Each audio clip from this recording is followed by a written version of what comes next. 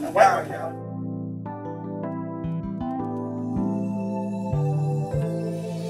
All the hatred in the world, it really hurts my soul. Another body in the street, another life gone cold. Another mother in agony watching life unfold. But there is no console. Tell me. We, the jury, find the defendant, Kyle H. Rittenhouse, not guilty. Ironically enough, the same time James is fighting for his freedom from taking a picture of an empty courtroom, this clown was made free from murder. Tell the people where we headed, Jay. Headed this court date, man. They're trying to put me back in jail, man. Gotta show these people, man, I'm not the one to go to jail. Okay, for documentary, I would go on the record calling that. See you next Tuesday. There's no other word for it. I mean, she was just terrible. She called me ignorant, man. Right, you know right. that in front of my kids, man. Because if Carl Ratner can get a no charge today, we out here because I want y'all to know we just left court. And not this court, we just left the big boy court. Now, the person out here can't talk about this case, but I can talk about this case because I ain't under nobody's gag order. Go ahead. And for my brother, where I had to sit there and look at a judge, try to crucify him because he took a picture of an empty courtroom and try to make him feel less of a man and tell how disrespectful he is to take a picture of a courtroom and then to say how we are treated as second class.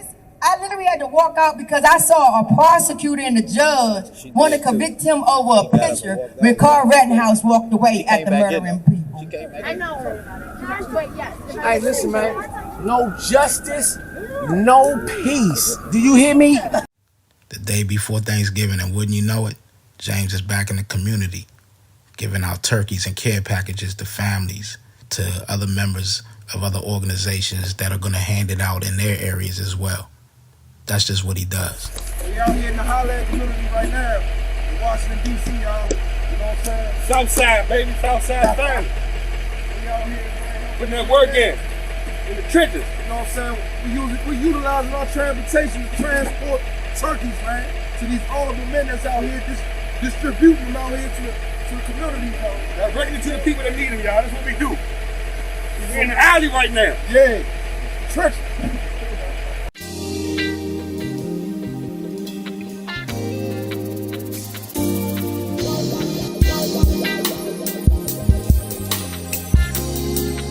It's a message to my little. You don't gotta rush. You got all the time in the world to be a man. First you must understand. It's a message to what it's like in this world. I know you're gonna have questions about things that you don't understand. It's a message to my little. Pops ain't around. Mom's always working. You trying to be the man.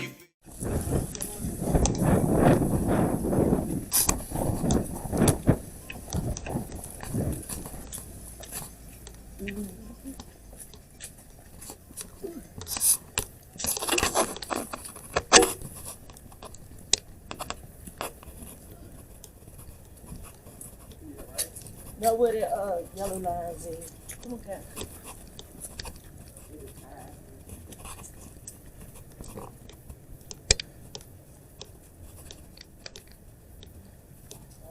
Trey on and caught in. Trey on white. I'm with Trey.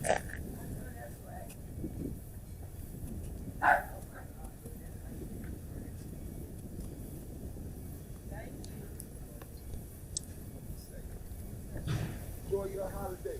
Thank you. Happy Thanksgiving. Thank you. Same day, but it's nighttime now, and we headed out to feed the homeless.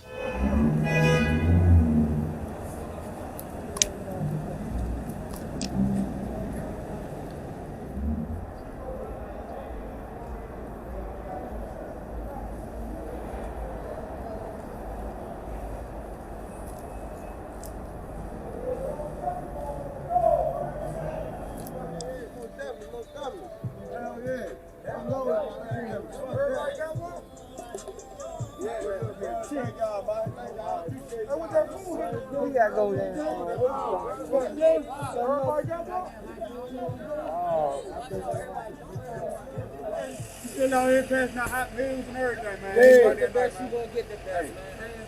Just like that. Y'all, man, Incarcerated Lives Matter, man. Y'all make sure y'all support my man. Make sure y'all check him out, man. Make sure y'all check him out, too, man. We out here. Keep pushing. We out here, frontline soldiers. We frontline.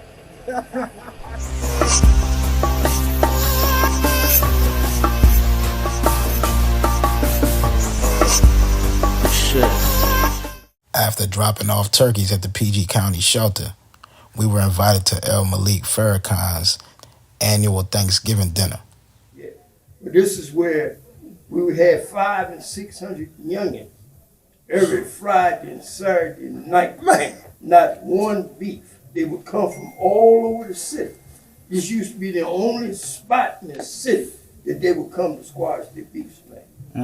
Man, that's powerful. Police didn't like it. We had El Salvadorians come up here, right? The police stopped them in Spring Road and told them, if you go up there again, we locking y'all straight up. You feel me? They tried to take the power.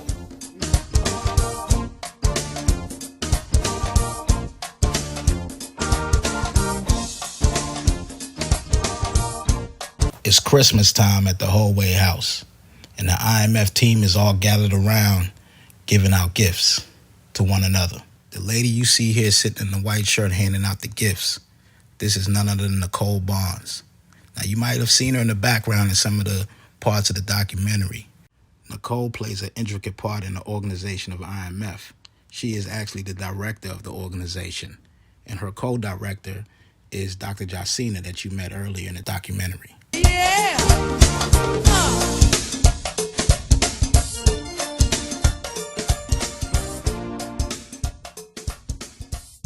Tell them where we at, Jay. What's going on? We actually at the facility where people that's just practicing for the life coach. They over here, you know, doing a little greetings for holiday season, man. So we here brought a couple of hoodies, man, for them to look at, you know, for the senior citizens, man. So you can see what it is. Beautiful dinner. Shout out to Miss Sonya, all that good stuff. How you doing? What you eat? What was they feeding y'all?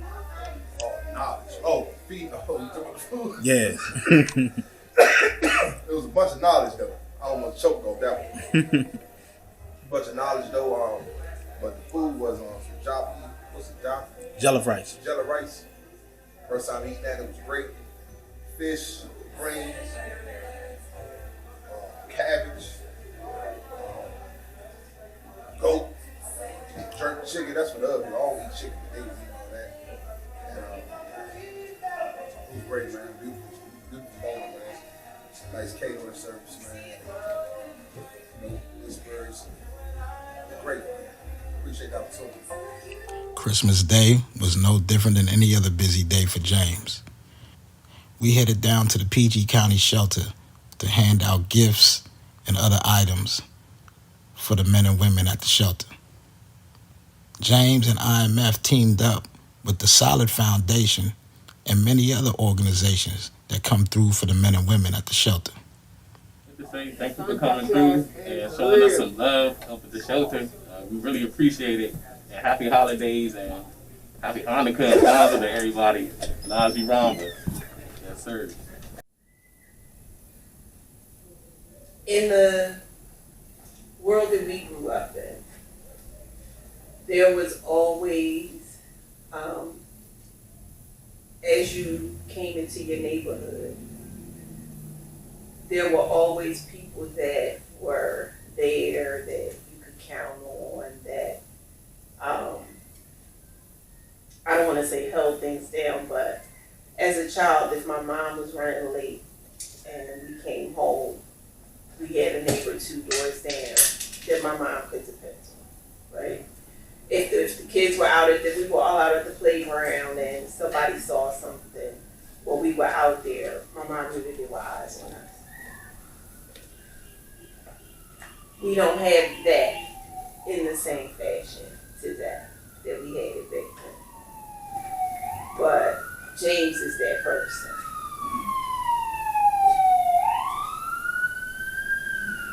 If there is anything that he can do, contribute, give,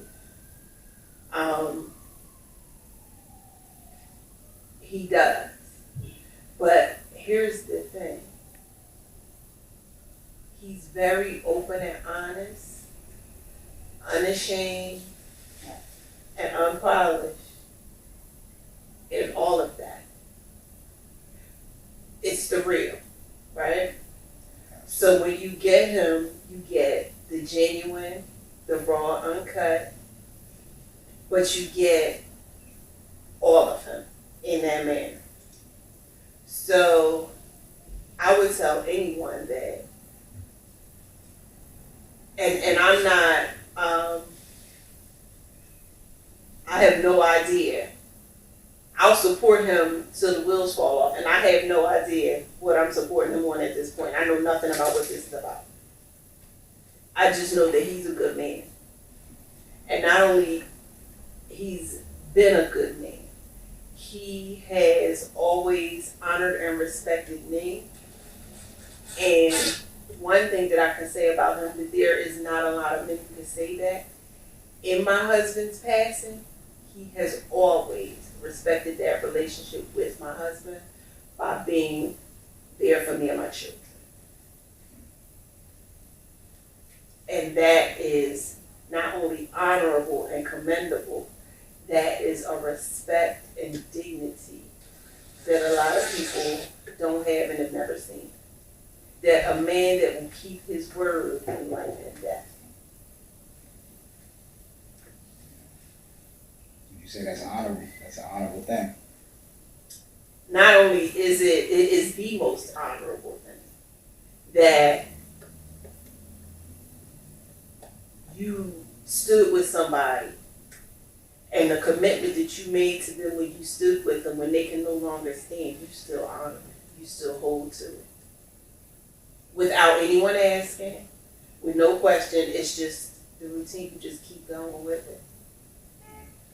And that has to be part of the definition of honorable. Take no picture with your hair like that. Oh, right? You said you want to get on camera? That's what you said? This for your father.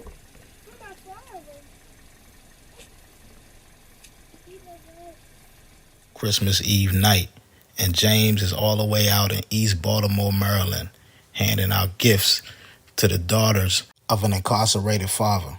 Cool, right. James, I want to thank you because you always come through for me and the girls. And when you, even when you asked me for that list, what made it more special when you asked for that report card, because oh my gosh, he always be on them about school. So when they asked, they was like, why you want that report card? So he said, and they look like, he knows JR, don't he? So that really was impressive to them. So you know what I'm saying? I just want to say thank y'all. I appreciate it, man. Like I say, I love this family. My good man, rest his soul. We was in the same jail together. We got released together. We got released. He introduced me to this tiki kid right here at this house. You know what I'm saying?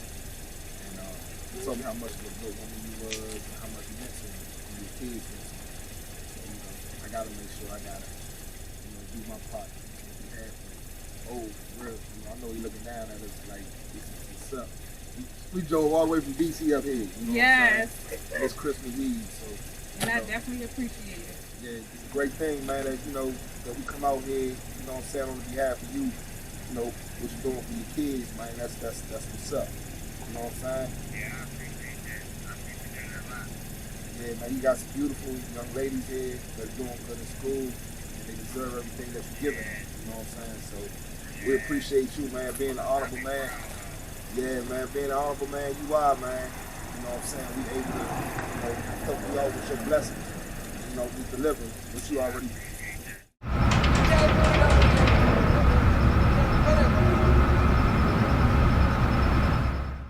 I go to DC jail at the time. Prior to COVID, I was going to DC jail about every other week. I speak to different groups inside the jail about mental health, substance abuse, and how it does affect their lives. Prior to their first experience in their criminalistic lifestyles. And he had heard about a woman coming into the prison and speaking to the groups. And then after he was released on the CARES Act, due to, the rampant spread of COVID throughout DC jail, I sought him out on through social media. I messaged him because it was right around the time of George Floyd, and everyone was doing the Black Lives Matter, and I saw him and the Incarcerated Lives Matter movement, and it just happened to be him.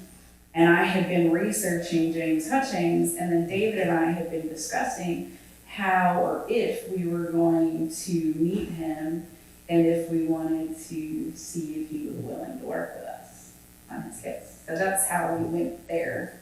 Well, I want to leave it, extend it on to say, the system itself is very much set to be fair to some and unfair to others. By that, when growing up in an urban, poor city environment, especially if you are a person of color, you are targeted. It's a known fact. Not by all, but you're targeted a lot by many. Hello, my name is Pete Gerlach. I have been a professional family systems therapist for 33 years. I'm 74 years old. Let me just suggest a trauma, by definition. A trauma is any kind of event, notice this, or process, a series of events. A trauma is any kind of event or process that causes significant disruption in normal mental, psychological, physical behavior and development and growth. Mr. Hutchings, David and I are going into the jail that he's in, and so there in the federal system, this is another one of our services that we provide, and it's something that I learned is very, very imperative to someone's sentencing. It's called a pre-sentence investigation, and in that pre-sentence investigation, it's very important to get your mental health history and the history of how your mental health or substance abuse has progressed throughout your life, and how it plays into the key targets of when your criminalistic lifestyle began, and how each crime that was committed fits with your progression of substance use or your progression of your mental health. And so in doing that, we found some very interesting alignments, which, of course we can't disclose, but it was almost concurrent with the crimes that were committed, the escalation of the progression of the mental health. So, on racial profiling, I am a white woman, clearly from the South. James is a big, tall, black man, clearly from DC. Every time I go to the jail to visit him, we are definitely racially targeted. The first visit, it was a little bit difficult. Second visit, David was there. It wasn't as difficult, but it did take some time to get through security. Where the first visit I got through security, but then getting through the second portion to get on the elevator to get into the visitation room was a lot more difficult. My visit yesterday, I was by myself in the approved professional room because of course they cannot voice record you when you're with your therapist or your mental health providers or your lawyer. And we were interrupted 3 different times by the guards for really no reason. One time they made me move to a different chair. Another time they made us put our masks back on an hour and a half into our session. And at another point, they brought in his therapist from the jail, but his therapist is sitting right here with me. He doesn't have a therapist in the jail. We were profiled. What many don't know is, before James was released from D.C. jail due to the COVID-19 virus, he was brutally beaten by 6 COs of the D.C. jail. They said it was a mistaken identity. A coincidence? I think not.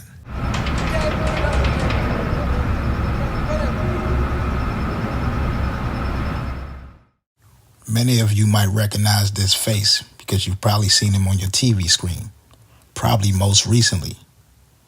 This is FBI Director Christopher Wray. He is in hot water as we speak right now with the House Intelligence Committee. Comer subpoenaed the document that he's requested. We have jurisdiction over the FBI, which they seem to act like we do not. I personally called Director Wray and told him he needs to send that document. Today is the deadline. So let me not just tell you, let me tell Director Christopher Wray right here, right now. If he misses the deadline today, I am prepared to move contempt charges in Congress against him. We have jurisdiction over this. He can send us that document. We have the right to look at that, Republicans and Democrats alike in that committee. And if he does not follow through with the law, we will move contempt charges against Christopher Wray and the FBI. You know what he says, they are not above the law. But that's neither here nor there when it comes to James Hutchings. But Christopher Wray is the FBI director that personally came after James. But this talk of corruption is not new for Christopher Wray. Within his own FBI ranks, he has been accused of racism. So if the black FBI detectives feel like they're not getting a fair shake within the FBI building, how is the FBI treating the black community? We'll get back to the rabbit hole in a second. But first, we got to cover another hole. January 5th, 2022, the residents of the Holloway house woke up to the house collapsing into a hole due to the building that was being built next door, which has gentrification written all over it. More now, that D.C. home that shifted badly on its foundation and nearly collapsed with people inside. Turns out they now don't have a place to stay. 7 News is asking D.C. officials, where was the oversight? D.C. Bureau Chief Sam Ford is live in Southeast with what's happening there. Sam? Yes, Allison, Dave. Well, 1614 Good Hope Road has been for the past 7 months the home for a program called from ex-offenders that is called Incarcerated Lives Matter. But as of Wednesday, the residents here believe something on the other side of this construction fence caused this house to start falling apart. This is the world's first Holloway house. Not a halfway, but a wholeway house, James Hutchings jokes. An ex-inmate himself who lived here with 3 others until Wednesday morning. This one out here in the crackling and the kitchen window is separated. We need to get out the house because the house is collapsing. Jumped out the window. The house is right on the edge of a big hole for a 35-unit apartment complex under construction. The builders, who paid D.C. $53,000 for a building permit, wouldn't talk to us. A DCRA notice shut it down for, quote, creating unsafe conditions and failure to protect adjoining property. So ain't got nowhere to go. Right now, we currently don't have a place to stay. Both they and the owner of the house, who's gotten a lawyer, say the builders are not talking to them. Permits list a Marlboro construction at 1225 Park Road, and when we went there, no office. The resident said the builder's just using the address. As for Good Hope Road, and the folks who say they paid $3,300 a month rent by working jobs, selling T-shirts, seeking donations. We set up a GoFundMe to try to get some people to donate some clothes and some toiletries because we don't have none of our belongings. We can't go in there to get any of our stuff. Because my room is right there at the corner. Right there, that top corner right there. If it goes, I'm going right over there in that hole. Good evening, y'all. Greetings. We have an update we would like to give you. What's up, world? On behalf of the IMF family, we would like to give you all a couple of updates. For starters, since we launched the GoFundMe for the rebuilding project on January 5th, we have raised a total of $1,720. While we still have quite a way to go to reach our 150K goal, we are so grateful for how far we've come in such a short time. Lastly, we are safe. However, we are continuing to work on establishing permanent housing. Once again, thank you all for the tremendous outpour of support and love. Let's keep the unity going. We are IMF and United we stand in an honorable way. January 5th, 2022, man, was a sign of trying to be some destruction to what we got going on, man. We had a disaster. The whole warehouse collapsed. Well, collapsing while residents was inside of it. The building just started collapsing from the construction next door. You know what I'm saying? Like, it was so bad that the guys that was there, they had to get out the window to get out of that jump. The doors jammed up, and they say it's from the construction that was next door that that made the disaster happen. They opened it. They're putting some 38 units, condos right beside that jump, man. And that shit, man. They hit a foundation point or something. I don't know, but that jump hit something, man, and the whole house started collapsing. So to make a long story short, man, we've been homeless for the whole way house since January 5th, and I believe the day is March the 12th. It's been a rough, I would say, 2 months now. You know, we did get some people reach out to us through our GoFundMe account.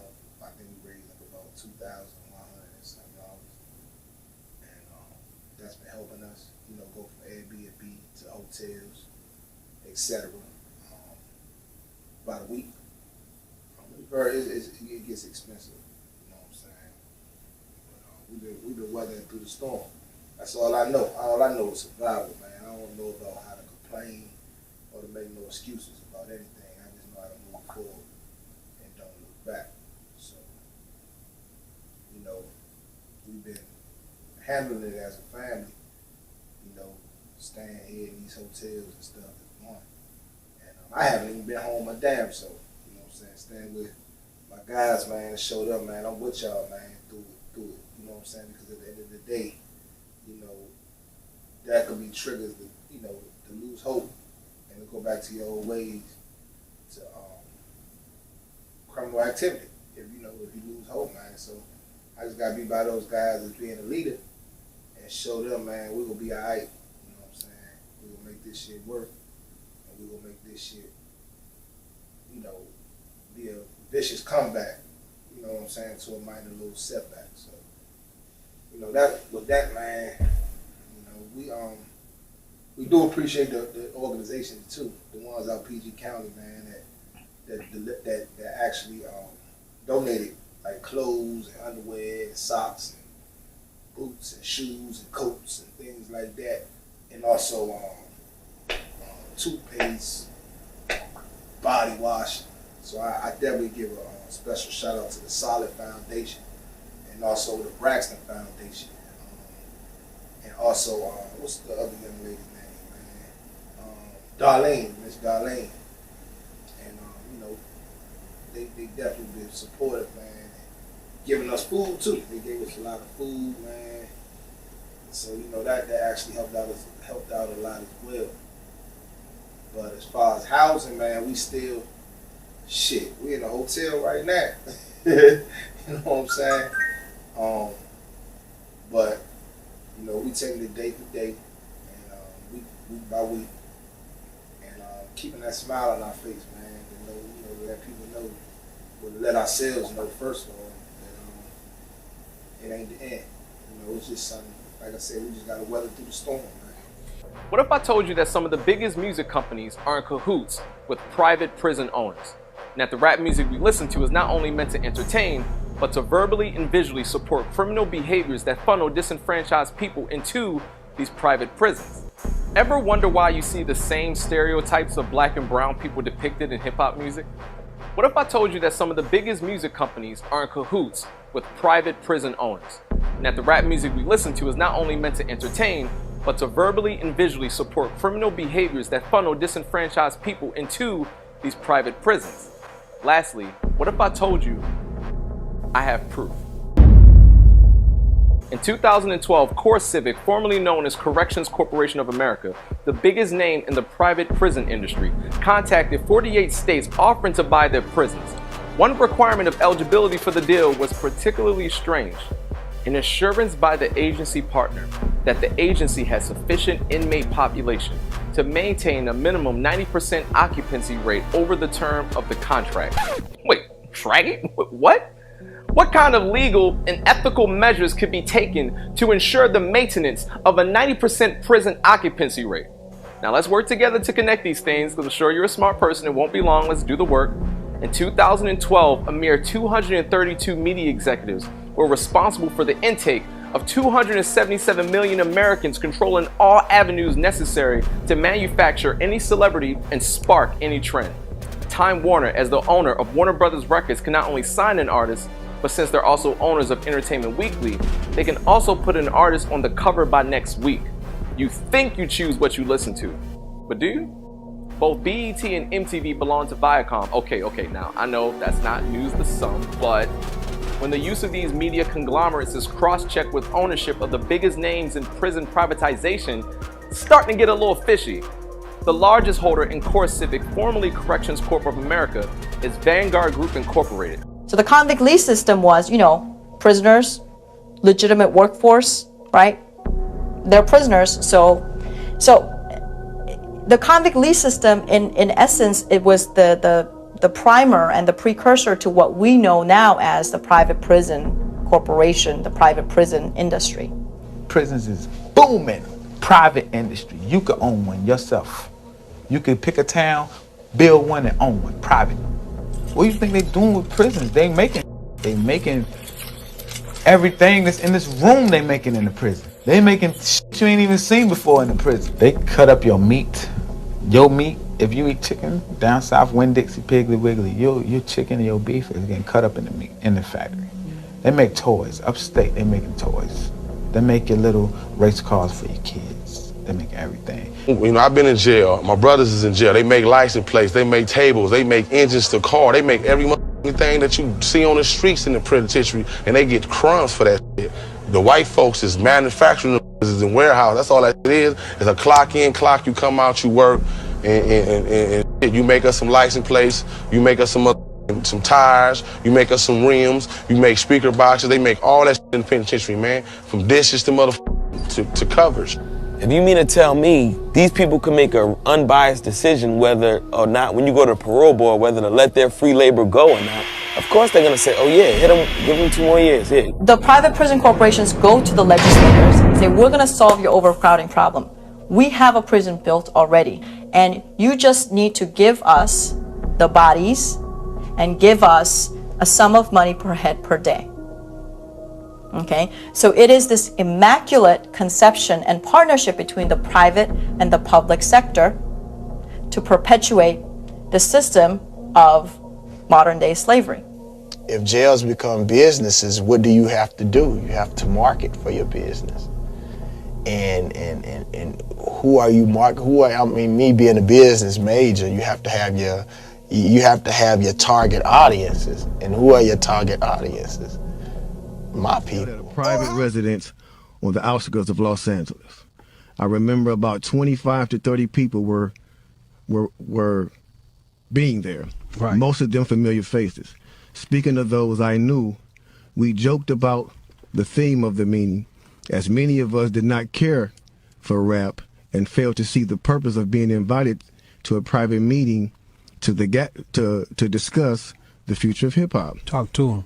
Among the attendees was a small group of unfamiliar faces who stayed to themselves and made no attempt to socialize beyond their circle. Based on their behavior and formal appearances, they didn't seem to be from our industry. Quickly after this meeting began, one of the industry colleagues, who shall remain nameless like everybody else, thanked us for attending. He then gave the floor to a man who only introduced himself by first name and gave no other details about his personal background. I think he was the owner of the residence, but that was never confirmed. He briefly praised all of us for the success we had achieved in our industries and congratulated us for being selected as part of this small group of decision makers.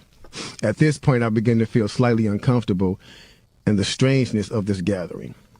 The subject quickly changed as the speaker went on to tell us that the respective companies we represented had invested in a very profitable industry, which could become even more rewarding with our active involvement. Damn. He explained that the companies we worked for had invested millions into the building of privately owned prisons, and that our positions of influence in the music industry would actually impact the profitability of these investments. At the same time, I didn't know what a private prison was, but I wasn't the only one.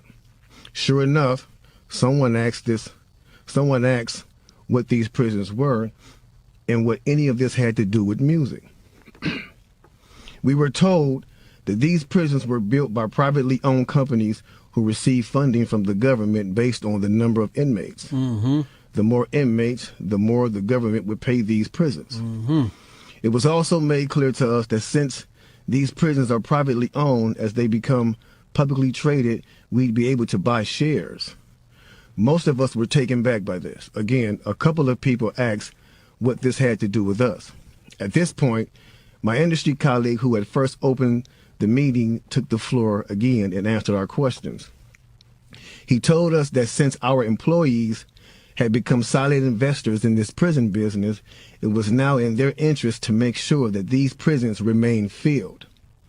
Our job would be to help make this happen by making music which promote criminal behavior, rap being the music of choice.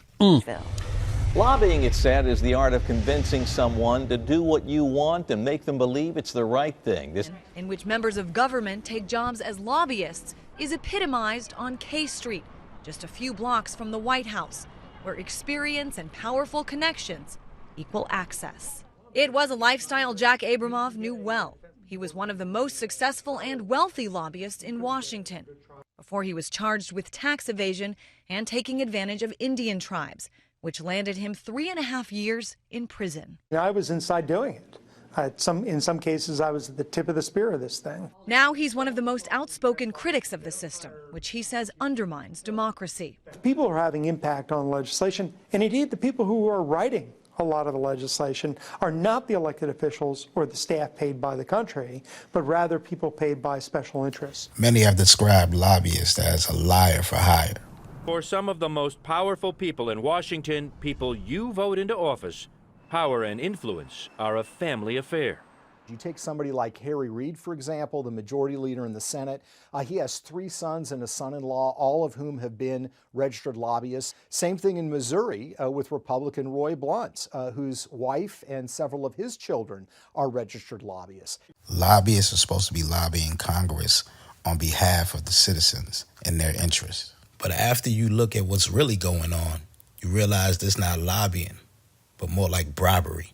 Burl Howe was a partner and general counsel of the Washington, D.C. office of Strauss Friedberg, LLC, a professional consulting and technical services firm specializing in digital forensics, electronic discovery, cybersecurity investigations, and private investigative work at the cutting edge of law, technology, and policy. If you've ever been involved in the music industry, you might be aware of what the RIAA is. What they do is they represent some of the most iconic record labels behind today's most popular artists, from Atlantic, Capitol, RCA, Warner Records, Columbia, Motown, and countless others. So basically, the RIAA is the music industry. The RIAA hired Strauss and Friedberg to lobby for them on Capitol Hill. The Honorable Judge Burl Howe was the only lobbyist assigned to the RIAA. Some of you might even remember the BitTorrent cases that were going on. Judge Burl Howe was the judge that was involved in that case until they found out her history with the RIAA. Judge Howe ruled on 3 mass file sharing lawsuits, while judges in Texas, West Virginia, and Illinois had all ruled recently that such lawsuits were defective in various ways. But Howe gave her cases the green light. Attorneys could use the federal courts to sue thousands of people at once and then issue mass subpoenas to internet providers. Once it was discovered her history with the RIAA as a lobbyist, she eventually backtracked on her decision and eventually had to step down from the case due to the obvious conflict of interest. Usually the judge is supposed to act with integrity and step down ahead of time knowing the conflict of interest. But that didn't happen. So let me get this straight. James Hutchings has people in the community to come to him because they know they can depend on him. They know they can depend on his honesty.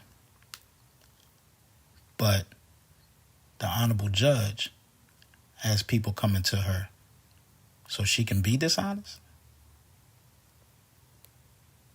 Allegedly. But we already know what's understood don't need to be said. James Hutchings was sentenced to 5 years in prison on firearms trafficking conspiracy charge, announced by U.S. Attorney Matthew M. Graves. James had been found guilty by a jury in May of 2022 following a trial in the U.S. District Court for the District of Columbia. He was sentenced by the Honorable Chief Judge, Beryl A. Howe. He will be placed on 3 years of supervised release after his prison term. James Hutchings is the one, man. At the end of the day, man, I appreciate y'all. Y'all continue to have this same energy. Y'all continue to apply pressure and know that the felons and the men and the comrades that's behind me is behind you all as well. And we here to protect. And we here to help the community that we once was a problem of. So make sure y'all got that on there. Go.